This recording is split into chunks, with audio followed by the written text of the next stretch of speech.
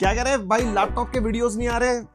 कर रहे हैं बहुत सारे लैपटॉप का प्रबंध एक साथ कर लिया हमने और अब लगातार वीडियोस आ जाएंगी चैनल पे। और ये RTX 5060 का पहला लैपटॉप है। मैंने 5050 कर लिया, 5070 कर लिया, 5080, 5090, मतलब सारे लैपटॉप कर चुके हैं। लोग कह रहे हैं भैया 5060 से कोई दिक्कत परेशानी वगैरह है क्या?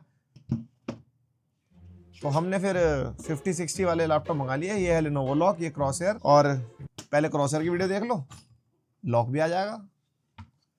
एंड भाई हाँ, हर बार की तरह रेजर की प्रथा पिछले साल भी किया था, अब भी करेंगे भाई साहब। और भी है थिन एंड लाइट, हाँ 3-4 थिन एंड लाइट और है। तो बारिश होने वाली है। और ये जो लैपटॉप भाई 1,65,000 रुपीज पे लॉन्च हुआ है, जिसके अंदर Core Ultra 9 है 275HX, जो कि एक ऑलमोस्ट फ्लैगशिप प्रोसेसर है, साथ में 5060 है। एंड इस लैपटॉप में भाई काफी अच्छा ही है, बट कुछ छोटी मोटी शॉर्टकमिंग्स भी हैं जो सारी वीडियो में कवर करेंगे। डब्बा वब्बा नहीं खोल रहे हम, आप जरा फटाफट सब्सक्राइब करो। मैं लैपटॉप की बात शुरू करता हूँ। यहाँ पे हमारे को कुछ एक ऐसा लैपटॉप मिलता है एंड एक 240 वॉट की पावर ब्रिक मिलती है इसके साथ। और भाई लुक्स के मामले में अट्रैक्टिव, यहाँ पे ऊपर टॉपलेट अगर आप देखोगे ना, मेटल की मिलती है, कॉर्नर में बढ़िया सा डिजाइन बना हुआ और ये एनग्रेव्ड है। इसको टच करते हैं ना तो फीलिंग आती है। और ऊपर MSI का लोगो है। और ये जो पैटर्न और लोगो है ना, लाइट शिफ्ट में थोड़ी सी कलर शिफ्ट वगैरह भी देता है। उसके अलावा पूरा लैपटॉप हमारा पॉलीकार्बोनेट बिल्ड में है, बट यस गेमिंग वाले टच पूरे हैं। यहाँ पे जैसे आप कीबोर्ड में लेफ्ट साइड देखोगे नीचे की तरफ, और बैक से भी काफी गेमिंग टाइप की डिजाइन है। और वेट डिस्ट्रीब्यूशन अच्छा है, एक हाथ से आराम से लीड ओपन हो जाती है। मैक्सिमम 180 डिग्रीज तक जाता है पीछे पूरा। तो एक्सीडेंटली वगैरह अगर किसी का हाथ लगता है तो हिंज टूटने का खतरा नहीं है। और हाँ, हिंजेस जो है इसके अच्छे खासे स्टेबल हैं,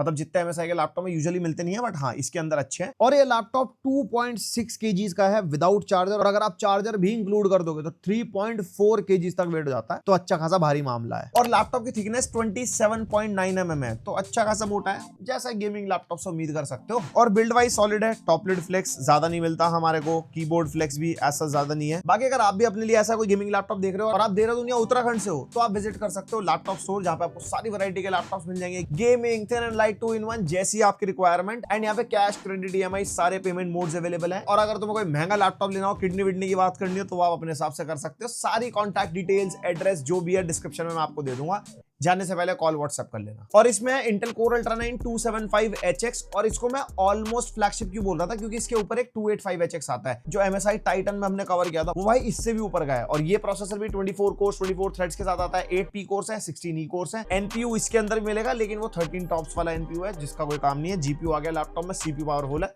AI वाले टास्क आराम से हो जाएंगे। AI में एक छोटा सा कैच है भी बताता हूं। And graphics card RTX 5060 8GB 115 what TGP के साथ, डुअल चैनल में है, RAM 16GB DDR5, 5600 mega transfer पर सेकंड स्पीड वाली। मेरे को ये चीज नहीं समझ में आई भाई, डुअल चैनल में रैम क्यों डाल रहे हैं MSI वाले। मैं मानता हूं डुअल चैनल में थोड़ी सी परफॉर्मेंस बेटर मिलती है, लेकिन अगर बंदे को अपग्रेड करना है, क्योंकि जिस टाइप की मशीन है, आफ्टर इफेक्ट्स आप चलाओगे, AI वाले टास्क आप करोगे, 32GB रैम भाई चाहिए होती है। या तो फिर मेरी तरफ से एक सजेशन है कि ब्रांड को ना बाय बैक चालू कर देना चाहिए। अगर आप अपना लैपटॉप लेके जा रहे हो, आपकी अगर वहां पे रैम दोगे, अगर आप 32 करवा रहे हो, 88 की दोनों स्टिक कटवा के, तो उसकी कॉस्ट कम हो जाए, तो अल्टीमेटली बर्डन नहीं आएगा अपग्रेड करने पे। और 1 TB की Gen 4 SSD मिलती है, और 2 SSD के स्लॉट है, एक Gen 4 कंपैटिबल और एक Gen 5 कंपैटिबल। तो आप चाहो तो Gen 5 SSD भी लगा सकते हो अगर आपको नीड है तो।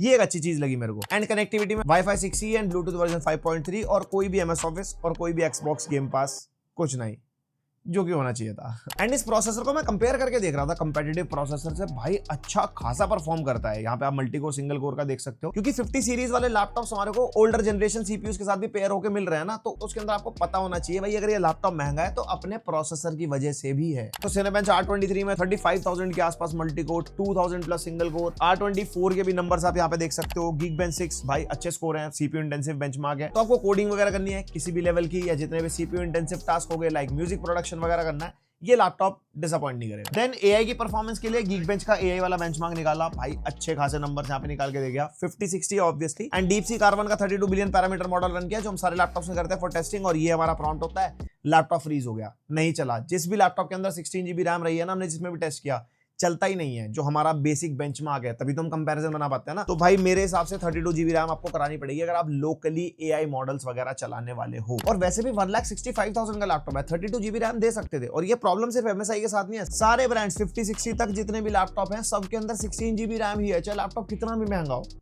तो वो चीज सेंस नहीं बनाती। एआई रेडी एआई मशीनरी बोलते हैं और फिर रैम कम डाल देते हैं। और जीपीयू के लिए ब्लेंडर बेंचमार्क 3500 के आसपास कोर, उसके बाद ब्लेंडर में BMW रेंडर चला है, 21 सेकंड्स में हमारे को आउटपुट मिल गया था। तो अगर आप 3D मॉडलिंग, रेंडरिंग या गेम डेवलपमेंट के लिए भी चलो यहीं पे बात कर लेते हैं, तो जीपीयू इज लाइक इंटरमीडिएट में भी स्टार्टिंग वाला इंटरमीडिएट। आप कहोगे भाई साहब क्या बात कर दी, क्योंकि इसके ऊपर 5070 है, फिर उसके ऊपर 5070 Ti है, फिर 5080 है, फिर 5090 है। तो आपकी रिक्वायरमेंट के हिसाब से आप कितने बड़े प्रोजेक्ट पे काम कर रहे हो, कैसी गेम डेवलप कर रहे हो, कितनी लेयर्स हैं, कितने टेक्सचर्स हैं, इससे ज्यादा टेक्निकल भाषा मुझे नहीं आती गेम डेवलपमेंट की, तो आप समझ सकते हो। तो जितना मीठा डालोगे चाय उतनी मीठी बनेगी, फिर पैसे भी उतने मीठे लगेंगे, उतने ज्यादा लगेंगे। और एडिटर्स के लिए Pixel Bench for Premiere Pro 10,000 plus, DaVinci Resolve 7900 plus and Photoshop 7000 plus. तो अगर आपको एडिटिंग वगैरह करनी है 4K 60 FPS high bitrate footage आराम से कर सकते हो। Photoshop भी किसी भी लेवल का चला सकते हो, कोई दिक्कत नहीं होने वाली। लेकिन क्या चाहेगा आफ्टर इफेक्ट्स में, जो हमारे बेंचमार्क है ना Pixel Bench वाला, आफ्टर इफेक्ट्स चलता ही नहीं है अगर 32 GB रैम ना हो। ऐसा नहीं है इसमें आफ्टर इफेक्ट्स चला नहीं पाओगे आप डे 1 पे 16 GB रैम में,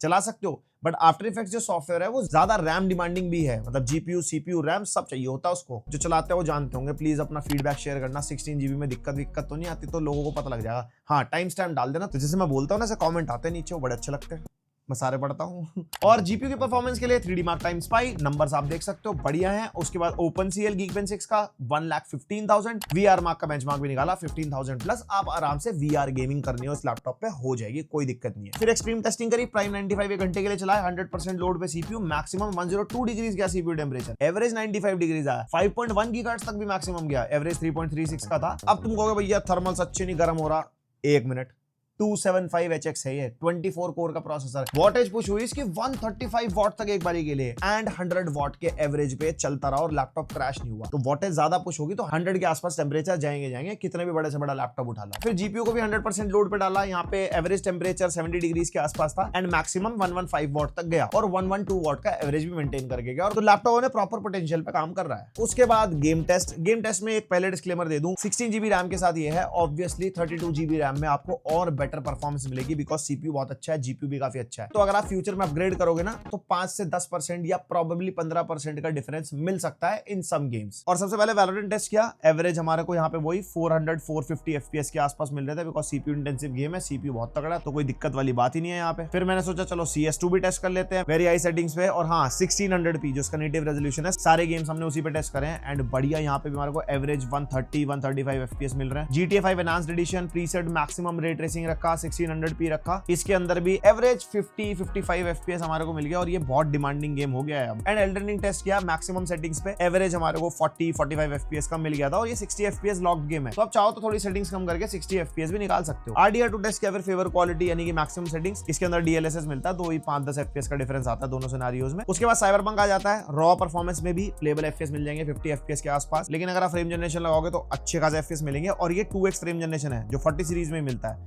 हर बार बता ही देता हूं मैं। लेकिन फिर जैसे रे ट्रेसिंग अल्ट्रा लगाएंगे तो फिर वही आ जाती है परफॉर्मेंस, जैसे 40-60 के हाल होते हैं ना, लगभग 50-60 भी वैसा ही परफॉर्म करता है। एंड यहाँ पे फ्रेम जनरेशन लगा के आप चाहो तो अच्छे FPS 60 के आसपास निकाल सकते हो। फिर हॉगवर्ट्स लेगेसी टेस्ट किया, भाई अल्ट्रा सेटिंग्स पे इसने तो रॉ परफॉर्मेंस मना कर दिया कि भैया नहीं, फिर मैंने कहा फ्रेम जनरेशन लगा लेते हैं, कह रहा भैया खेल सकते हो आप। उसके अंदर हमारे को एवरेज 60-65 FPS मिल जाते हैं, सिनेरियोस के हिसाब से थोड़े डाउन जाते हैं FPS, बट यस आप खेल पाओगे। फिर उसके बाद असासिन्स क्रीड शैडोज, एंड भाई वेरी हाई सेटिंग्स पे रॉ परफॉर्मेंस में अच्छी परफॉर्मेंस नहीं मिली, क्योंकि रे ट्रेसिंग भी हाई पे रखी थी, लेकिन फ्रेम जनरेशन लगाओगे तो आपको प्लेबल फ्रेम रेट मिल जाएंगे। और एक चीज यहाँ पे बीच में क्लियर कर दूं, 1600p रेजोल्यूशन जो है ना, वो 50-60 के हिसाब से ठीक है, बट स्टिल जो 8 GB VRAM है ना, वो 1080p गेमिंग के हिसाब से ही है, तो आपको सेटिंग्स लो करनी पड़ेगी, 1600p पे खेल सकते हो, बट अगर आपको सेटिंग्स हाई करनी है तो आपको रेजोल्यूशन गिराना पड़ेगा, वरना फ्रेम जनरेशन वगैरह लगानी पड़ेगी। मल्टी फ्रेम जनरेशन भी है, जिस गेम में होगी भी दिखाता हूं। फिर टेस्ट किया the last of us 2, very high settings रखी, रॉ परफॉर्मेंस भी प्लेबल है, DLSS फ्रेम जनरेशन लगाने के बाद भी अच्छे FPS मिलते हैं। और होराइजन फॉरबिडन वेस्ट, यहाँ पे दोनों सिनेरियोज में ऑलमोस्ट सिमिलर FPS मिल रहे हैं, बल्कि फ्रेम जनरेशन लगा के तो कम ही हो जा रहे हैं। ये 50 सीरीज के ड्राइवर इश्यूज कब खत्म होंगे,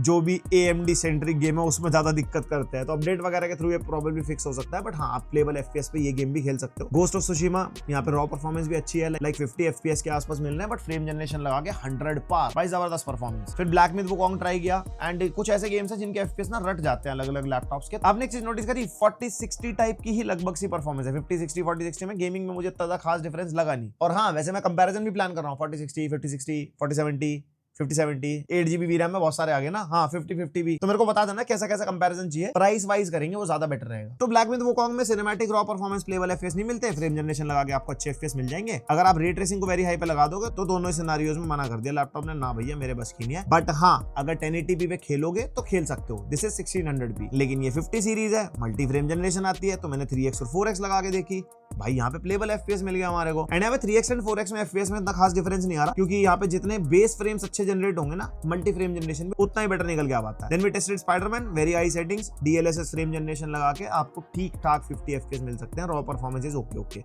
1600p है, ध्यान रखना। उसके बाद रे ट्रेसिंग को जैसे हमने वेरी हाई पे करा तो अच्छी परफॉर्मेंस नहीं मिली। तो इस टाइप के गेम से आपको आइडिया हो जाएगा कि आपको 1080p पे ही खेलना पड़ेगा, क्योंकि यहाँ पे VRAM कंस्ट्रेंट्स तो हैं। फिर एलन वेक 2 टेस्ट किया हाई सेटिंग्स पे, रॉ परफॉर्मेंस में नॉर्मली इतने अच्छे एफपीएस नहीं मिलते, 20-25 के आसपास, बट फ्रेम जनरेशन लगा के यू कैन गेट 80-85 एफपीएस। उसके बाद जैसे ही रे ट्रेसिंग को अल्ट्रा पे करते हैं, रॉ परफॉर्मेंस में तो लैपटॉप नहीं कहते भैया सॉरी मेरे बस की नहीं है। फिर फ्रेम जनरेशन लगाया तो ठीक ठाक एफपीएस मिल जाते हैं, बट ऑब्वियस सी बात है 1600p है, रेजोल्यूशन कम करोगे तो आप ये वाला गेम भी 60 एफपीएस प्लस तक खेल सकते हो। और इसके अंदर मल्टी फ्रेम जनरेशन मिलता है, और आपने देखा होगा 2x और 3x में इतना खास फर्क नहीं है, 4x में थोड़े से बेटर फ्रेम हमारे को मिल जाता है। और विजुअल लॉस जो पहले हमारे को मिल रहा था ना, पता नहीं अपडेट आया क्या है, कुछ है, कम होता जा रहा है टाइमली वो पहले के कंपैरिजन में, एलन वेक में जैसे मैं नोटिस कर रहा था। फिर उसके बाद हेलब्लेड 2 टेस्ट किया, रॉ परफॉर्मेंस नहीं अच्छे एफपीएस है, बट फ्रेम जनरेशन लगा के you can get good amount of FPS. और इसी के अंदर मल्टी फ्रेम जनरेशन भी आता है। अब वो जो ब्लैक टेक्सचर हमारे को दिख रहे थे ना, स्पेसिफिकली हेलब्लेड में बताऊंगा, तो वो अब नहीं है पहले के कंपैरिजन में, बहुत ही मिनिमल से दिखाई देते हैं और क्वालिटी बेटर हो गई है। तो मल्टी फ्रेम जनरेशन के साथ साथ अच्छी विजुअल क्वालिटी भी आप ले पाओगे। उसके बाद भाई साहब छेद, आई मीन पोर्ट्स, यहाँ पे राइट साइड में हमारे को Kensington lock 3.2 Gen 1 type A port, 3.5mm का ऑडियो जैक, बाकी पोर्ट्स लेफ्ट साइड में 3.2 Gen 1 टाइप ए पोर्ट। और पहले जो टाइप सी 3.2 Gen 2 था, अब थंडरबोल्ट 4 पोर्ट के साथ आ रहा है इस लैपटॉप में, जिससे आप display output, high speed data transfer, लेकिन जो डिस्प्ले आउटपुट है वो IGPU और हाइब्रिड मोड पे मिलता है, डेडिकेटेड GPU से नहीं है। अगर आपने लैपटॉप को डेडिकेटेड GPU पे चला रखा है तो आपको HDMI को यूज करना पड़ेगा। एंड यस, ये जो टाइप सी पोर्ट है PD 3.0 100 वॉट तक की PD को भी सपोर्ट करता है। एंड यस, बाकी पोर्ट्स पीछे हैं। यहाँ पे एक power input port, RJ45 LAN port, HDMI 2.1 जिसका आउटपुट 5060 से मिलता है, वो अपना 4K 240 हर्ट्ज तक चलाता है मैक्सिमम, और एक 3.2 Gen 1 type A port. Port के मामले में मुझे ऐसा कोई कमी नहीं लगी, टाइप ए पोर्ट भरपूर है, आउटपुट वगैरह सब कुछ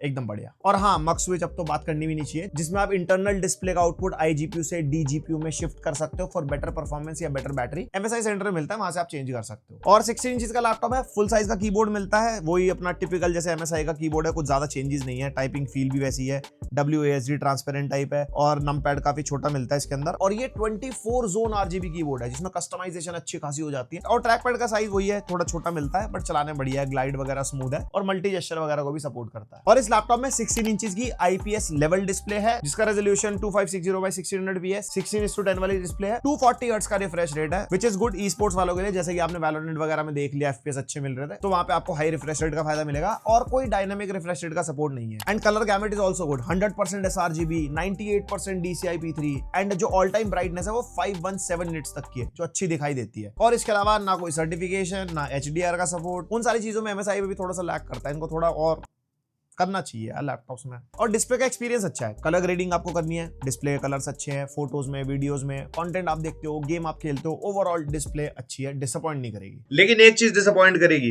इसका वेबकैम 720p वाला वेबकैम है, क्वालिटी तो भैया बहुत ही बढ़िया है। बाकी आप बताओ कमेंट करके क्वालिटी कैसी लगी। एंड 2025 में 1080p तो कम से कम होना चाहिए, ऐसा मुझे लगता है। आपका क्या मानना है प्लीज? और वेबकैम के ऊपर हमारे को फिजिकल शटर मिलता है, अगर आपको बंद करके रखना हो प्रीवियसी इश्यूज की वजह से। और इसके अंदर 2-2 वॉट के 2 स्पीकर मिलते हैं डाउन फायरिंग वाले। एंड एक सैंपल सुनो,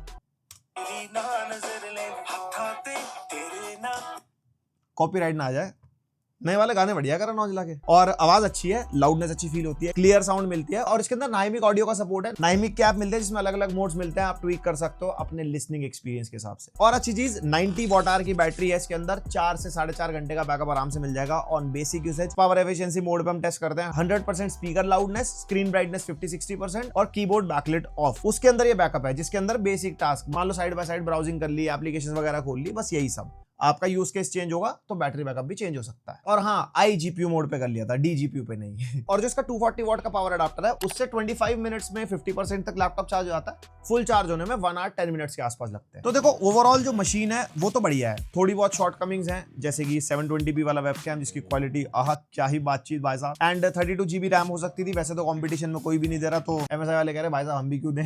एंड अगर तुम्हारे दिमाग में आ रहा है 1,65,000 में लैपटॉप इतना महंगा क्यों है, तो इसके प्रोसेसर की वजह से लैपटॉप महंगा है, क्योंकि प्रोसेसर की परफॉर्मेंस आपने देख ली, क्या बढ़िया मल्टी कोर सिंगल कोर की परफॉर्मेंस निकाल के देता है। एंड आपको 50-50 50-60 वाले लैपटॉप प्रीवियस जनरेशन सीपीयूज के साथ भी मिलेंगे। उसके अलावा ऑब्वियसली कम पावरफुल सीपीयू होगा तो पैसे भी फिर कम होंगे। दैट इज अराउंड 1,35,000 के आसपास। MSI का इनका कटाना ही आता है उसके अंदर। कटाना का वैसे 50-50 वाले का रिव्यू किया है हमने, उस लैपटॉप में भी थोड़ी बहुत चीजें ऊपर नीचे, एक बार वो वाली वीडियो भी देख लेना। एंड इसी प्राइस पॉइंट के आसपास exact same model crosshair का विद AMD सीपीयू 5,000 रुपए सस्ता है। लेकिन अगर आप multi core single core performance देखोगे तो डेफिनेटली इसी प्रोसेसर की बढ़िया है, लेकिन वो रियल लाइफ में इतना डिफरेंस फील कराएगी नहीं। तो 5,000 चाहो तो बचा सकते हो, AMD के लिए भी जा सकते हो। AMD पावर एफिशिएंट भी है कंपेयर टू इंटेल, ज्यादा पावर ड्रॉ नहीं करता, तो बैटरी बैकअप उस लैपटॉप में आपको थोड़ा बेटर मिल सकता है।